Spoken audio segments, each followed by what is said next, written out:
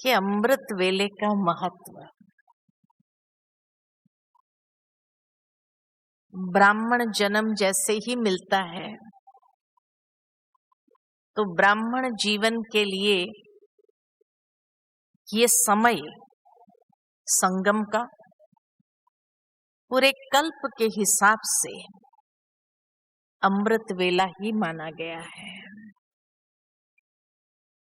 क्योंकि जिस तरह सतयुग को, त्रेता युग को दिन का समय कहा, द्वापर कलयुग को ब्रह्मा की रात्रि कहा, तो संगम युग है अमृत वेले का समय। तो कल्प के हिसाब से भी ये पूरा समय अमृत वेला है और इसलिए इस संगम के समय को भी विशेष वरदानी समय माना गया है। लेकिन इस वरदानी समय में भी अमृत वेला विशेष वरदानी माना गया है कि जिस समय के अंदर जो प्राप्ति करना चाहो, जो अनुभव करना चाहो, उसको बहुत सहजता से अनुभव कर सकते हो। वैसे भी दुनिया के अंदर भी ये कहावत है कि सुबह जल्दी उठना और जल्दी सोना यही मनुष्य के अंदर के प्रज्ञा शक्ति को बढ़ा देता है। इंग्लिश में भी इसलिए कहावत है, early to bed early to rise makes a man healthy wealthy wise. उस समय स्वास्थ्य भी बहुत अच्छा रहता है, उस समय समृद्धि भी प्राप्त होती है। स्थूल समृद्धि की बात नहीं, लेकिन आत्मा के अंदर अनेक खजानों की प्राप्ति होती है, ये समृद्धि आती है। और तीसरा विजडम, अर्थात वो रूहानी शक्ति आत्मा के अंदर अनुभव होती है, उसकी बौद्धिक शक्ति का विकास, बुद्धि की प्रभा खिलने का समय अमृत वेला माना गया है। और मैं समझती हूँ जो भी कन्याएं आई है सभी ने ब्राह्मण जीवन लेते ही अमृत वेले का अनुभव तो किया ही होगा, करते हैं अनुभव। अमृत वेले जो उठते हैं रेगुलर, जब से बाबा के बच्चे बने तब से लेकर के, जरा हाथ तो उठाओ सभी कन्याएं जो अमृत वेला करती है रेगुलर, कभी मिस नहीं करती है। अच्छा, बहुत अच्छी बात है। फिर भी ऐसा लगा 50% हाथ उठे और बाकी क्या करती है? सोई रहती है? नहीं, इस अमृत वेले के महत्व को जिसने समझा है उसको नींद आ नहीं सकती है। तो ये हो सकता है कि अमृत वेले के महत्व को ही नहीं समझा है, इसलिए उस समय का जो लाभ लेना चाहिए वो ले नहीं सकते हैं। कहा जाता है भक्ति मार्ग में भी कि उस समय भगवान भाग्य विधाता के रूप में होता है और वो बच्चों के हाथ में भाग्य की कलम दे देता है कि जितना श्रेष्ठ भाग्य खींचना चाहो आप खींच लो, खुले छूट है। इसीलिए जब किसी के भाग्य की बात करते हैं तो क्या कहा जाता है कि भगवान जब भाग्य बांटने निकला था तब तुम सोया हुआ था क्या? क्योंकि सारी रात भले नींद नहीं आएगी, लेकिन 2-2:30 बजे के बाद जो नींद लगती है ना, वो भी बहुत मीठी नींद लगती है। और 3 से 5 ये 2 घंटे की नींद भी अगर मिल जाती है ना तो फ्रेश हो जाता है व्यक्ति। क्यों मीठी नींद आती है? क्योंकि माया नहीं चाहती है कि आप ईश्वर से भाग्य प्राप्त कर लो, इसीलिए 2 बजे तक नींद नहीं आएगी, 2:30 बजे तक नींद नहीं आएगी, लेकिन 3 बजे के बाद इतनी अच्छी नींद लगती है तो माया भी कहती है अब सो जा शांति से, तुम्हें भाग्य लेने की आवश्यकता नहीं है, सो जा। और वो बहुत मीठी नींद में सुला देती है, जो 2 घंटे की नींद में आप फ्रेश हो जाएंगे।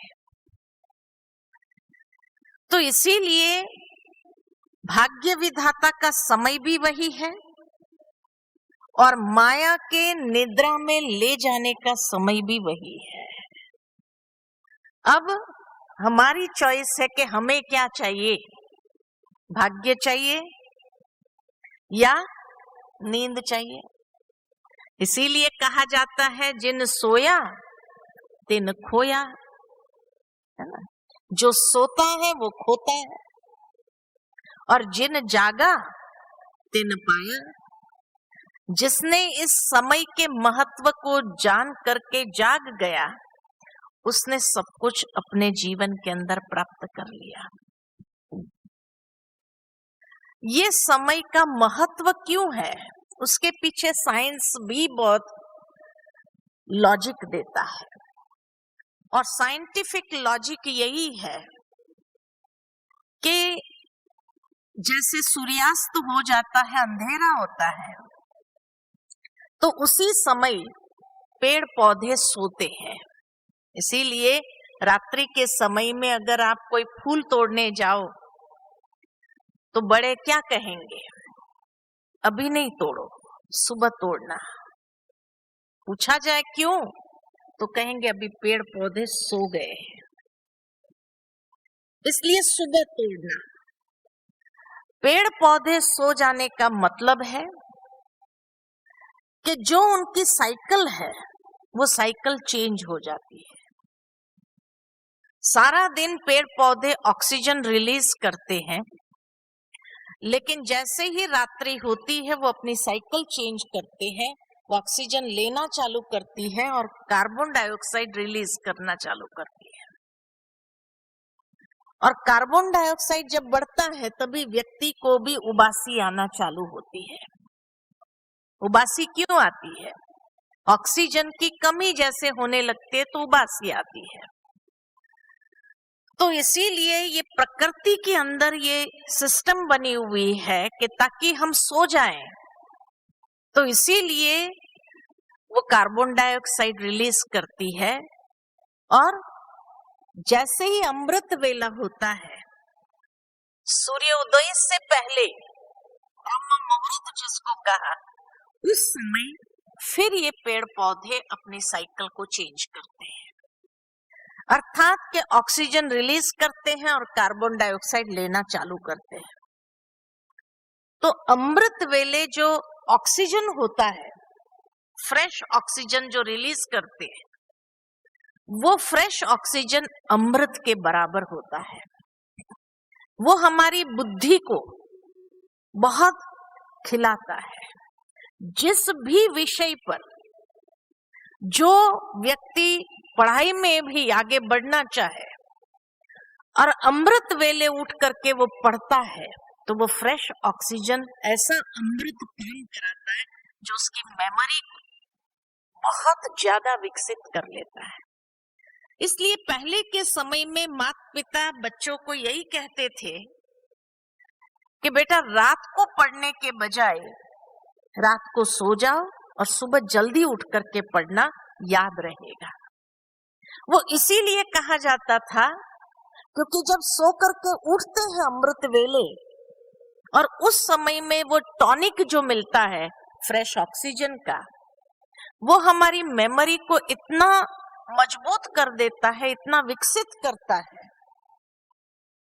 कि इंसान जो हासिल करना चाहे दुनिया के अंदर वो हासिल कर सकता है।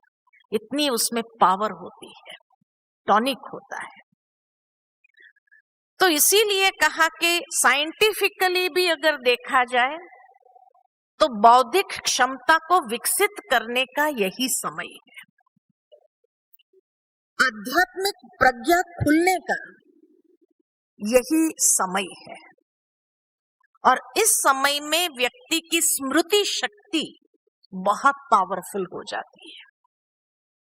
अनुभव करके देखना आप, लेकिन उसके लिए जैसे कहा जाता है जल्दी सोना बहुत आवश्यक है। लेकिन आजकल एक साइंस का खिलौना जो मिला है, क्या करता है, लोग अक्सर रात को ही उसको चेक करना चालू करते हैं, चेक करना शुरू करते हैं और उसमें समय का पता ही नहीं चलता है और 12-1 बज जाते हैं। नहीं,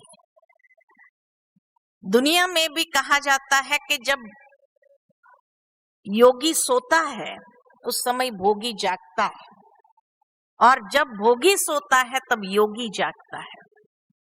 इसीलिए ये मोबाइल को बहुत अच्छा साधन है, लेकिन इस साधन के ऊपर भी हमारा अंकुश, हमारा कंट्रोल हो। ये मेरी लाइफ को चलाने लगे, ऐसा नहीं होना चाहिए। मैं उसका मालिक बन करके उसको चलाऊं, ये होना चाहिए।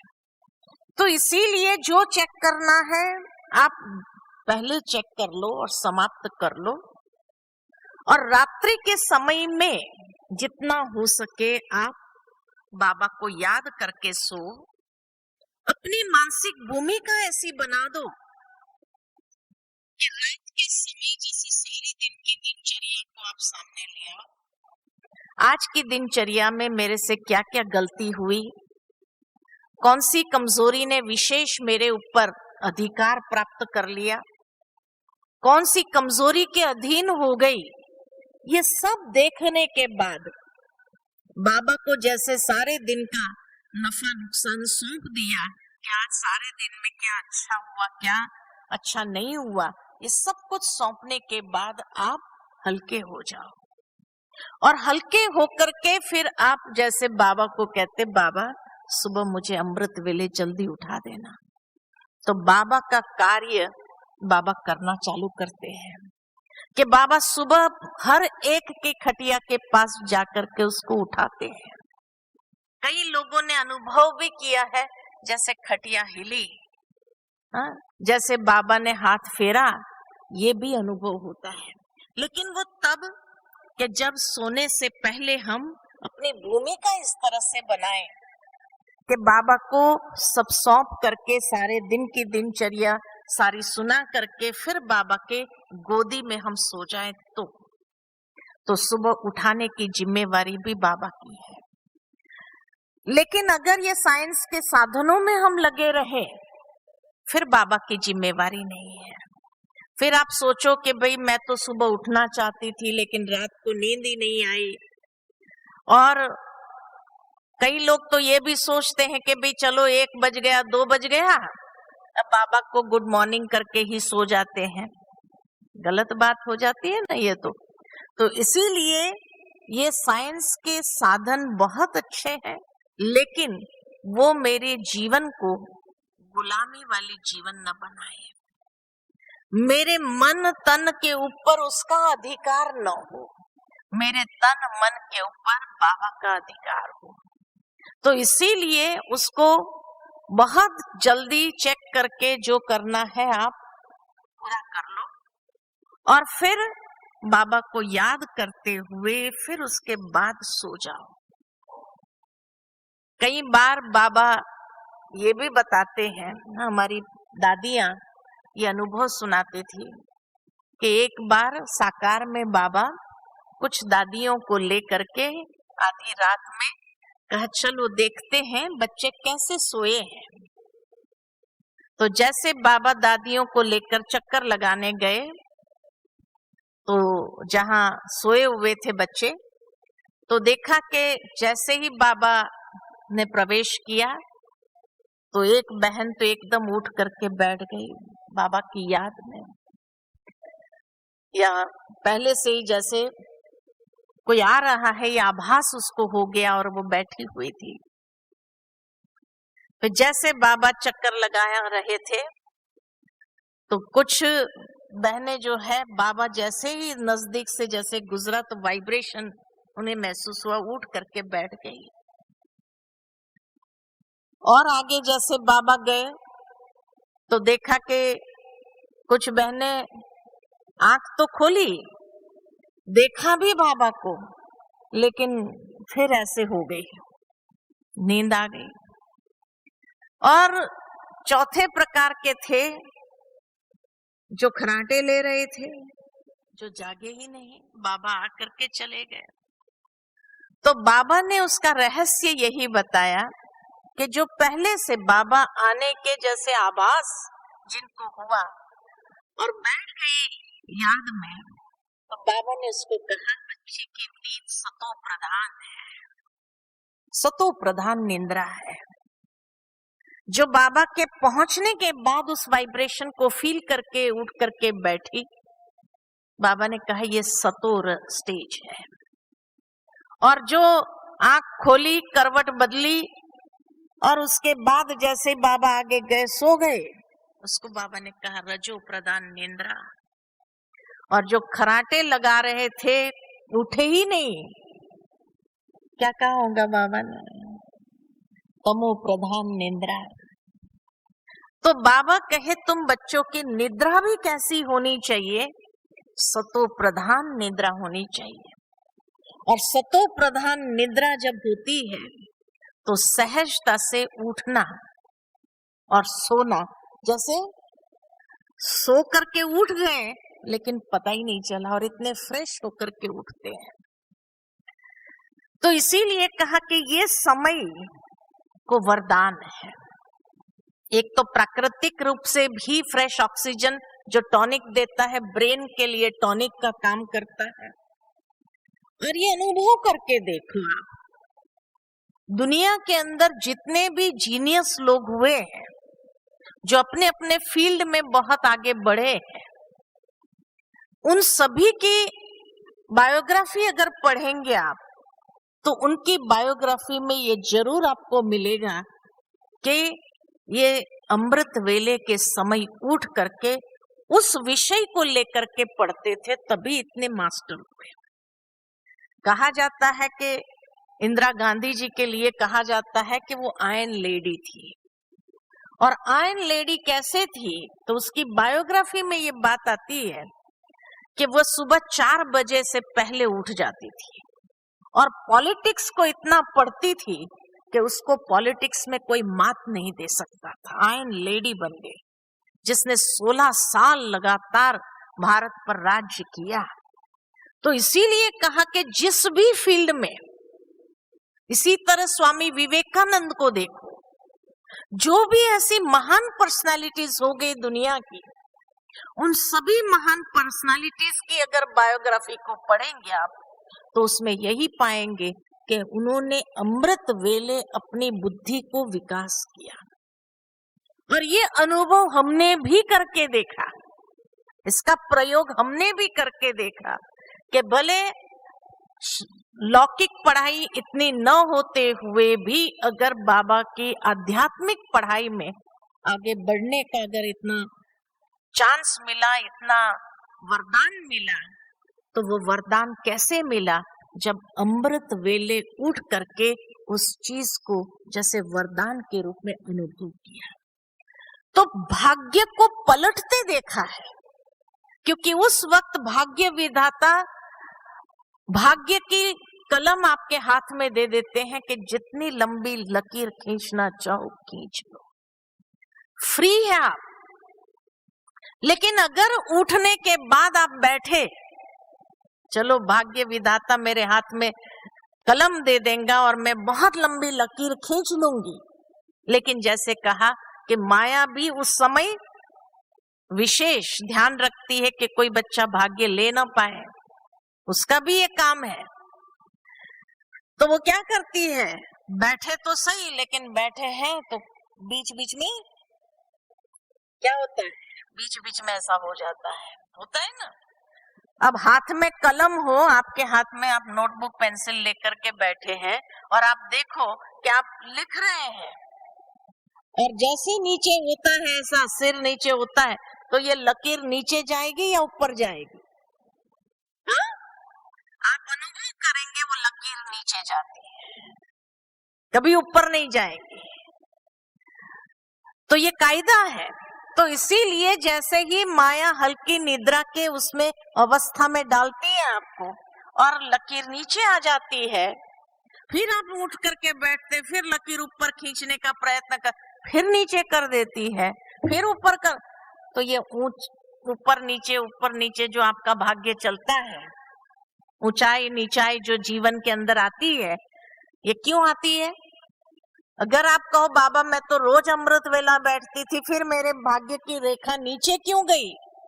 तो बाबा भी क्या कहेगा कि मैंने तो कलम तेरे हाथ में दे दी थी और तुमने नीचे किया, उसके लिए मैं रिस्पॉन्सिबल थोड़ी हूं। बाबा जिम्मेवार है क्या?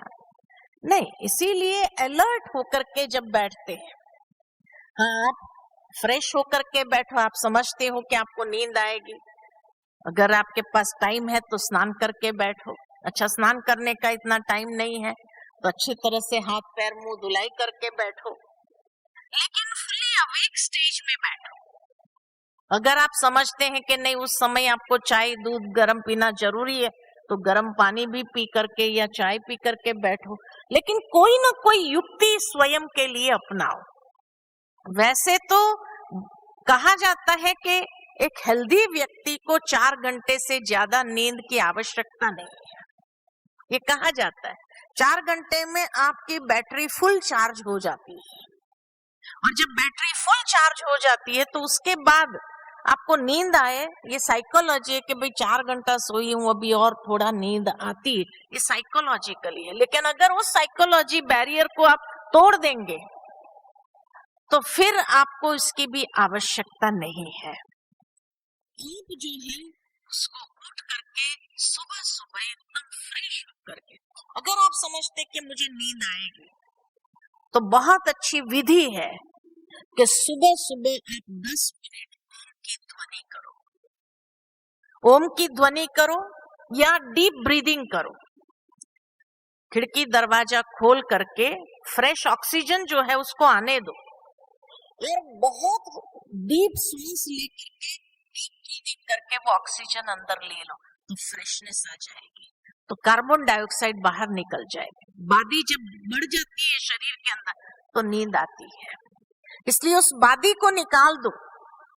और उसके लिए ओम की ध्वनि, जैसे बाबा शुरू में ओम की ध्वनि कराते थे, वो इसीलिए कराते थे ताकि आप ओम की ध्वनि करते हैं तो वो फ्रेश ऑक्सीजन अंदर लेते हैं और अंदर का कार्बन डाइऑक्साइड बाहर निकलता है, वो बादी बाहर निकलती है और उसके बाद आपको नींद नहीं आएगी। तो 5 मिनट ओम ध्वनि कर लो आप, या डीप ब्रीदिंग कर लो, और डीप ब्रीदिंग करके फिर आप योग में बैठो। लेकिन लक्ष्य रखो कि मुझे नींद नहीं आनी चाहिए, ये लक्ष्य रखो, क्योंकि उस समय बाबा किस स्वरूप में होते हैं, बाबा के भिन्न भिन्न स्वरूप होते हैं और जो अनुभव करना चाहते हैं वो बाबा अनुभव कराने के लिए तैयार होते हैं। लेकिन उस समय साइलेंस में नहीं बैठना है। मुझे याद आता है कि दीदी का दिन आ रहा है 28 तारीख जुलाई की, तो बड़ी दीदी मनमोहिनी दीदी जब थे तो दीदी के पास हम गुड मॉर्निंग करने जाते थे सुबह सुबह। तब जाते थे ना तो दीदी थोड़ी देर के अंदर चार्ट ले लेती थी, दीदी की विशेषता थी, पता भी नहीं चलता था और चार्ट ले लेती थी। तो जब हम दीदी के पास गए गुड मॉर्निंग करने तो दीदी ने कहा अच्छा आओ, दीदी बहुत प्यार से कहती थी आओ मेरी सखिया, ऐसे करती थी बड़े प्यार से। तो हम तो बहुत छोटे थे फिर भी दीदी हमको सखी कहती थी, आओ मेरे सखी आओ। फिर पूछती थी अच्छा उषा आज अमृत वेले किया था? मैंने कहा किया था। अच्छा ये बताओ आज बाबा से कैसा मिलन मनाया तुमने, किस रूप में मिलन मनाया?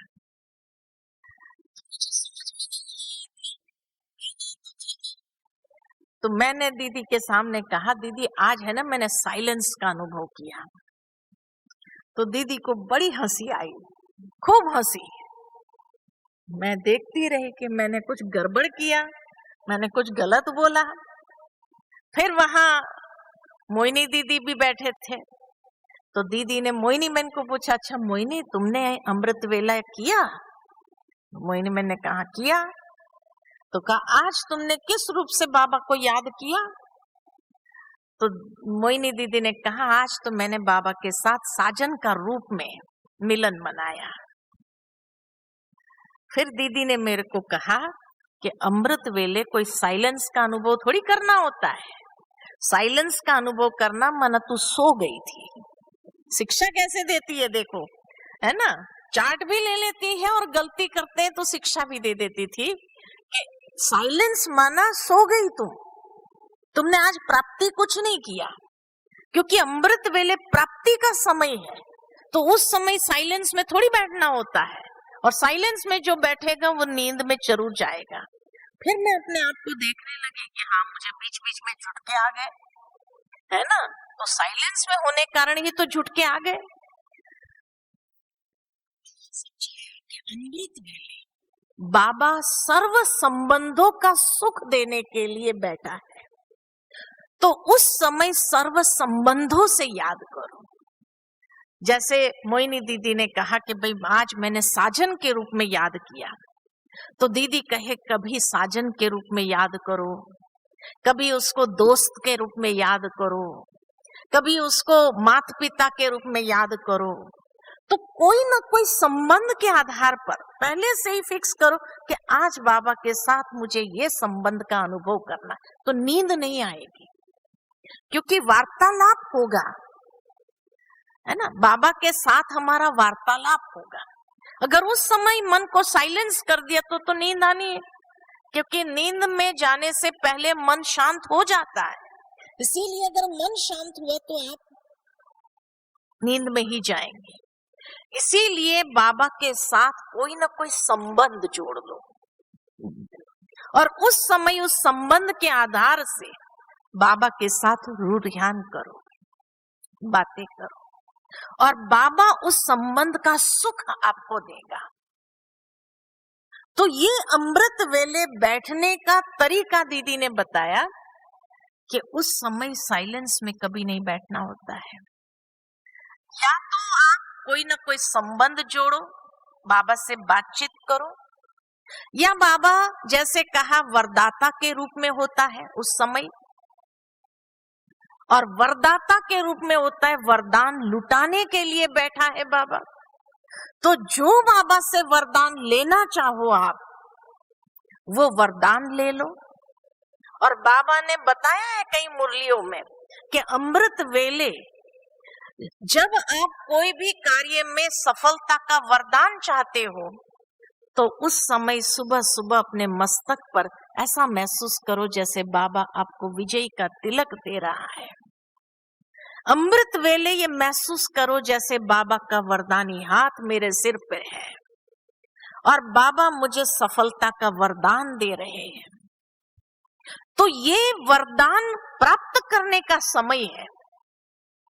जैसे मान लो कि दिन में आपको कहीं जाना है, कोई विशेष सेवा अर्थ जाना है, तो अमृत वेले बाबा को सुनाओ कि आज मुझे इस सेवा के लिए जाना है और बाबा आपको साथ चलना है। बाबा को भी निमंत्रण देना होगा, तो बाबा को जब निमंत्रण देते हैं बाबा साथ चलता है।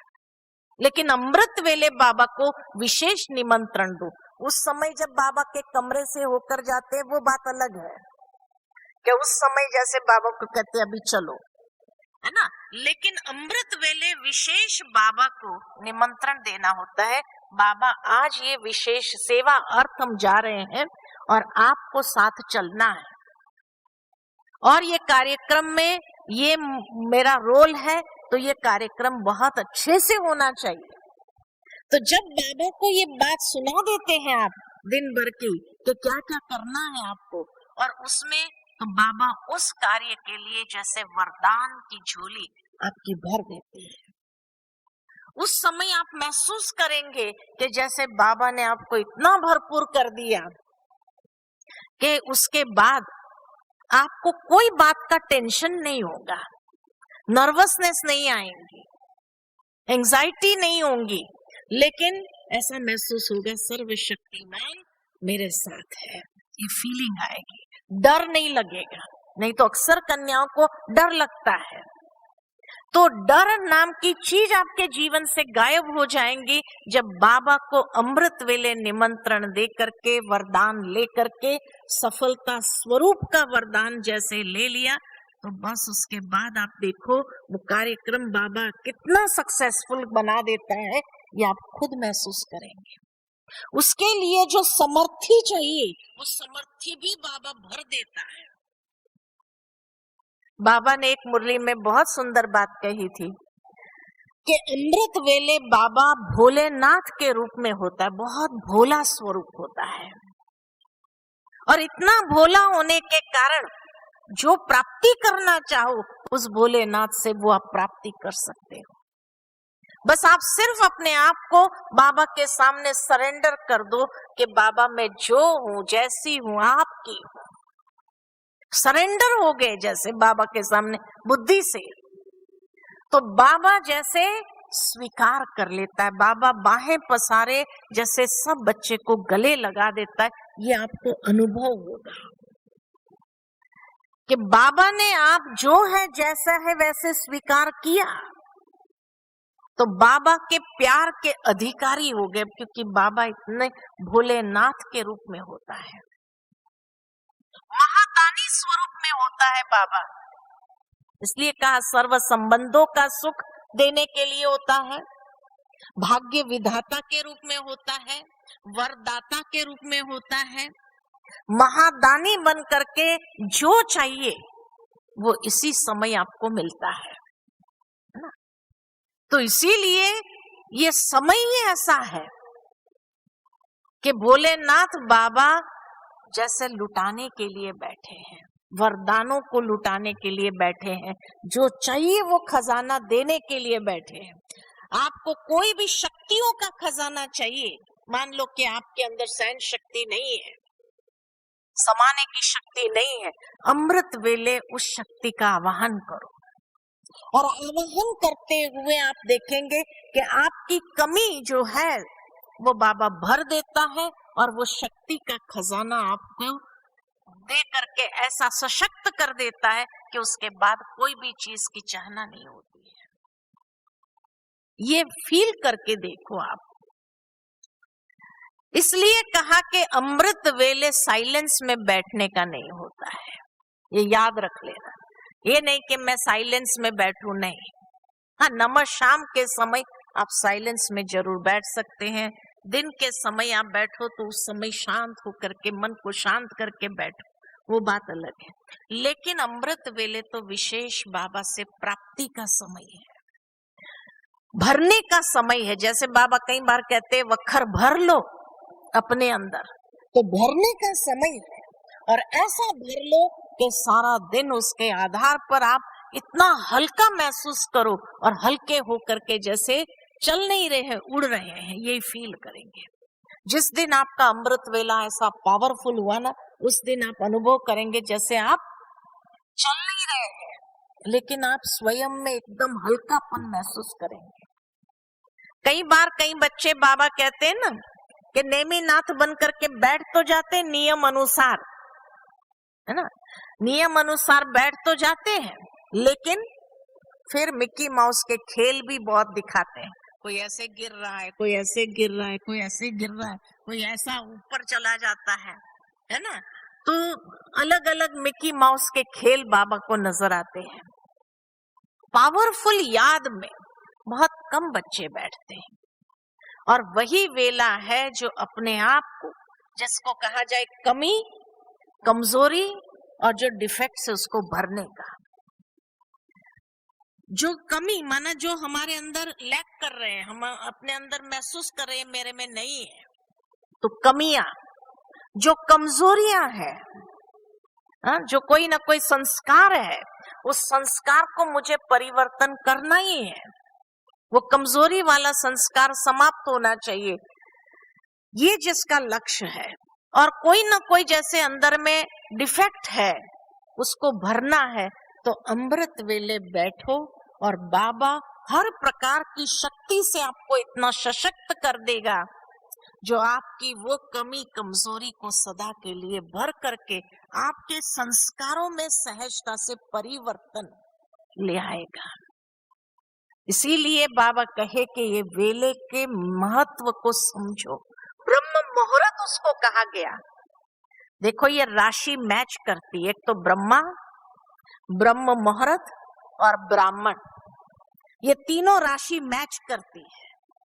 तो उस समय शिव बाबा तो भोलेनाथ के रूप में होता ही है, लेकिन ब्रह्मा बाबा भी देने के स्वरूप में होता है, दाता के स्वरूप में होता है।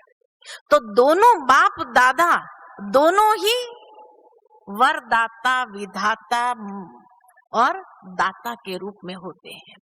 इसीलिए प्राप्ति करना अति सहज है। तो बोलो, करना चाहिए या नहीं करना चाहिए? अच्छा, उसके बाद कई लोग सोचते इसके बाद थोड़ा सो जाए, सोना चाहिए? नहीं। उसके बाद जैसे मैंने कहा कि दुनिया के अंदर जो जीनियस लोग हो गए वो अमृत वेले उठ करके थोड़ी देर ध्यान करते थे, जैसे स्वामी विवेकानंद, ऐसे जो महान पर्सनालिटीज हो गए, ध्यान करने के बाद जो ऊर्जा प्राप्त की उस ऊर्जा को चैनलाइज करो। जिसमें आप लगाना चाहते हैं, या तो मुरली पढ़ो, मुरली में चैनलाइज करो, तो मुरली इतनी अच्छी आपको उस समय उसकी जैसे पूरी बात सामने आएगी कि आपको लगेगा कि ये सारी मुरली जैसे स्मृति में आ गई। मम्मा, जैसे मम्मा के लिए कहा जाता है माँ सरस्वती कैसे बने, और माँ सरस्वती का वरदान अगर चाहिए तो उस समय अपनी ऊर्जा जो हमने बाबा से लिया वरदान के रूप में उसको चैनलाइज करो। जिस भी विषय में आप उसको एकाग्र करेंगे, चाहे जो कुमारियां पढ़ाई में है वो पढ़ाई में अगर एकाग्र करेगी तो वो पढ़ाई में भी उसको उसके बाद मेमोरी इतनी शार्प हो जाएगी कि दोबारा उसको पढ़ने की जरूरत नहीं पड़ेगी। इतनी पावर होती है इसमें। इसलिए अगर सो गए तो वो क्या होगी, नींद में जैसे ही निद्रा में चले गए आप, तो वो एनर्जी डाइल्यूट हो जाएगी। वो जो ऊर्जा आपने प्राप्त की वरदान के रूप में, जो आपने प्राप्त किया उसको चैनलाइज नहीं किया, तो आप सो गए तो वो बिखर जाएगी। तो बिखर जाएगी अगर, तो जिस तरह से करना चाहते हैं वो फिर आप प्राप्ति नहीं कर पाएंगे। आप सोचेंगे भाई थोड़ी देर सोने के बाद फिर मैं उठ करके अगर ये करूं, तो तब तक तो कितनी ऊर्जा सारी बिखर गई, आपकी बह गई, वेस्ट हो गई। एक तरफ जमा किया, दूसरी और बिखर गई। इसलिए वो बिखरनी नहीं चाहिए। इसलिए जैसे ही हमने प्राप्त किया उसके बाद उसको फोकस करो। मान लो कोई सब्जेक्ट पर आपको लेक्चर तैयार करना है, उस पर फोकस करो। ऐसी उस समय पॉइंट्स आएगी दिमाग के अंदर, जैसे माँ सरस्वती आपको टचिंग कर रही है और माँ सरस्वती का वरदान जीवा को प्राप्त हो जाएगा। आप ये महसूस करके देखो, अनुभव करके देखो। उस समय आप उसको चैनलाइज करो अपने उसमें। ये नहीं कि वो बिखर करके वेस्ट चली जाए और उसके बाद आप फिर बैठेंगे, कोई सब्जेक्ट के ऊपर आपको भाषण करना है, कोई सब्जेक्ट के ऊपर आपको किसी को समझाना है, फिर आप सोचो कि अच्छा अब मैं बैठती हूँ, अब उठने के बाद फिर मैं बैठती हूँ, उसको सोचती हूँ। नहीं आएगा वो चीज। आप सीधा अमृत वेले के बाद बैठ करके उस पर फोकस करो तो वो सारी ऊर्जा उसको मिल जाएगी और आपका लेक्चर इतना अच्छा तैयार होगा। ये मेरा अनुभव है, ये मेरा अनुभव है जो आपको मैं बता रही हूँ कि अमृत वेले के बाद फिर सोना नहीं चाहिए। हाँ, कोई बीमार है, किसी को जरूरत है, बुजुर्ग है, कोई दवाई चल रही है, उसकी बात अलग है, उसके लिए मैं नहीं कहती हूँ। लेकिन जो एनर्जेटिक है, जिसको कोई ऐसी बीमारी नहीं है, जो बुजुर्ग अवस्था में नहीं है, उसके लिए तो ये सोना माना एक अलबेलापन में आ जाना और जो आलस और अलबेलेपन के वश हुए तो नेचुरली वो शक्ति तो बिखर करके समाप्त हो जाएंगी, वो शक्ति आपको काम नहीं देंगी। इसलिए उसको प्राप्त करने के बाद उसको जहां आप लगाना चाहते हैं उसमें लगाओ। बहुत अच्छा आप जीवन के अंदर अनुभव करें। चाहे तो मुरली पढ़ो, उस समय मुरली नहीं पढ़ सकते, अच्छा कोई ना कोई सब्जेक्ट पर आप चिंतन करो, लिखो। अमृत वेले के बाद आप बहुत अच्छा लिख सकेंगे, कर सकेंगे, और आप खुद भी आश्चर्य करेंगे स्वयं के ऊपर कि ये मैंने लिखा, ये मैंने किया, ये आपको उस समय महसूस होगा। इसलिए अमृत वेले के बाद सोना नहीं चाहिए। जो हेल्दी है उनके लिए, हाँ बीमार है उसकी बात मैं नहीं करती हूँ, वो कोटों में कोई होते हैं, बुजुर्ग है उनकी बात मैं नहीं करती हूँ, दवाई लेते हैं उनको नींद आती है, वो बात अलग है। बाबा ने भी कहा था एक बार मुरली के अंदर कि कई बार कई लोग कहते हैं अरे दादियां हैं तो भी उनको भी तो नींद आती थी लास्ट क्लास में, क्योंकि दवाइयां चलती थी। तो बाबा ने मुरली में कहा था कि उन्होंने अपने यंग लाइफ में इतना जमा किया हुआ है कि अब अगर थोड़ी देर उनको झुटका भी आ गया ना तो कोई प्रॉब्लम नहीं है, उसका माइनस नहीं होता है। इसलिए उनको नहीं देखो आप कि भाई उनको भी नींद आ गई, क्योंकि उन्होंने अपनी यंग लाइफ में बहुत जमा कर लिया है, जितना भाग्य लेना चाहिए वो ले लिया है। इसलिए उनको नहीं देखो, तुम अपने आप को देखो कि इन उन्हों को जितना साल हुआ तुमको कितना साल हुआ, ये चेक करो। उन्होंने जितना साल निकाला यज्ञ में तो प्राप्ति भी तो इतनी अधिक की है, और अभी हम लोगों को थोड़ा समय हुआ तो प्राप्ति भी तो हमारी थोड़ी है, तो हम अपने आप को कंपेयर कैसे कर सकते हैं? तो दीदियों से दादियों से कंपेयर नहीं करना चाहिए, क्योंकि हमारा समय अगर हमने कंपेयर करने में लगाया तो हमारा जो भाग्य प्राप्त होना है वो भी चला जाएगा। इसलिए अमृत वेले के बाद सोना नहीं चाहिए। हाँ, फिर दिन में आप 1 घंटा सो जाओ, दिन में आप भोजन करने के बाद 1-2 घंटा सो जाओ, वो बात अलग है, लेकिन सुबह के समय का पूरा लाभ लेना चाहिए। और इसी लाभ से आप जो प्राप्ति करना चाहो, जितनी ऊंचाइयों को छूना चाहो, उतनी ऊंचाइयों को आप सहजता से छू सकते हैं। ये है अमृत वेले का विशेष महत्व। ठीक है, अच्छा, ओम शांति।